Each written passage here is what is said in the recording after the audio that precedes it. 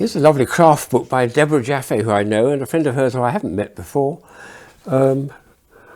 Vivian Frank. But Deborah I've known for many years. I've done shows for her children, but this is 20 years ago. This is a book that she produced about 20 years ago, and the idea is, within it, you can actually make 6 books. The children have a lot of fun with it, and some of the pages are delightful. You've got to cut everything out of here.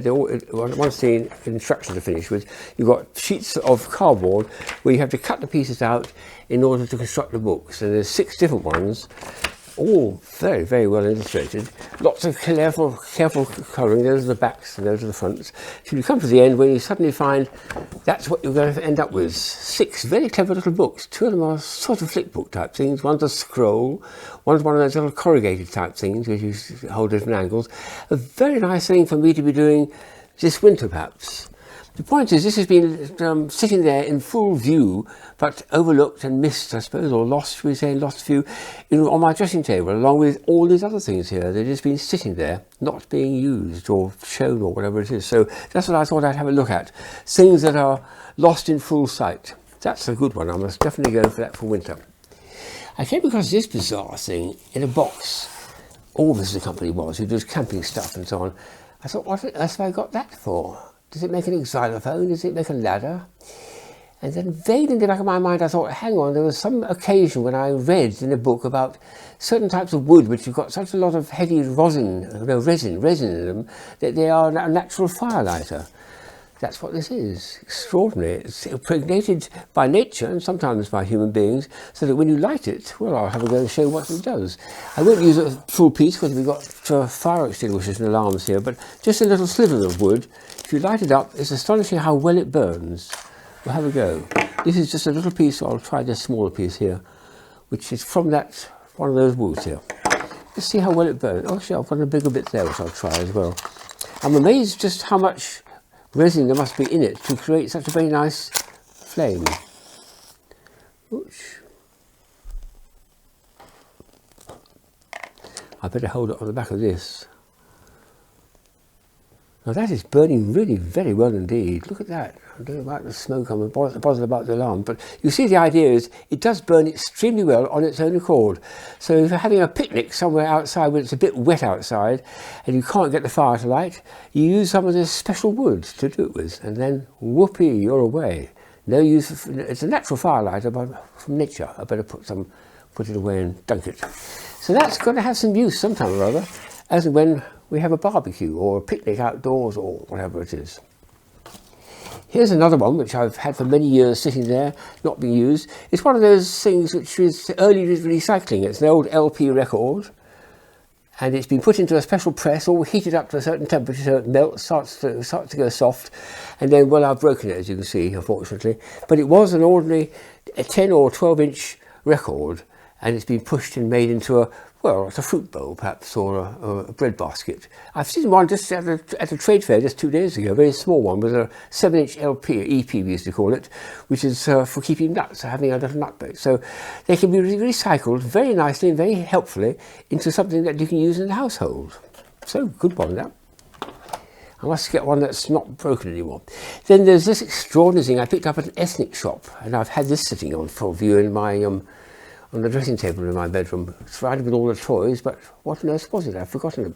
This is a little, it's an ethnic thing made somewhere out in Asia, I think it is, where they get certain leaves of trees and they steam them together, and they have one on the back and one on the front, and they manage to get them to stick together and then mould it to make it into a little tray for putting in nuts or crisps or something like that. Very nice indeed, and of course you don't need to wash it up afterwards, you just recycle it or biodegrade it and let it go. So a little set of bowls, tiny little flat bowls, all made out of natural leaves. No plastics, no wood, no china. Oh no, just very nice, keeping nature.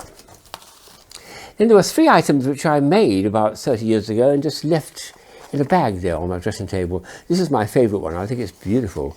It's got a nice name. It's called OCTAbug. That's right. And it does this lovely action where you push it to one side and it goes back and forward like this. Look at this. If I go back and forward like this, got to go forward enough. It should go both ways. That's right. There we are. Oh, it's timing, Mr. Rowan, it's timing, yes, there we are. It was a lot, it was quite easy to construct, but you needed, you see, lots and lots of little staples there to put it together and have all the fun of constructing it yourself, and it sits there on the table waiting to be played with, and until now I haven't been playing with it. Oh well, make amends, and I'll show it to a lot of people. This one I've had much more recently, I think, because that's at least 30 years old. This is only about 5 years old. It was something given out at the Gathering of a Gardener in Atlanta. You had lots of pieces of paper like that, and you were given instruction about how to fold it with different folds and clasps, and the end result was when you had about 10 of these or 5 of these, you made a construction like this, which is like a star, and when you open it up and pull it gently, it makes it into a ring, and then goes back into a star again and out into a ring. Very nice, right in my eye as well. Turn the other side as well. So just very nicely made. And again, this did need a bit of assembly, because I see little staples there that I put in all those years ago, and I made it about 8 years ago, I think. And it makes a very, very nice constructional toy for something that's handmade almost.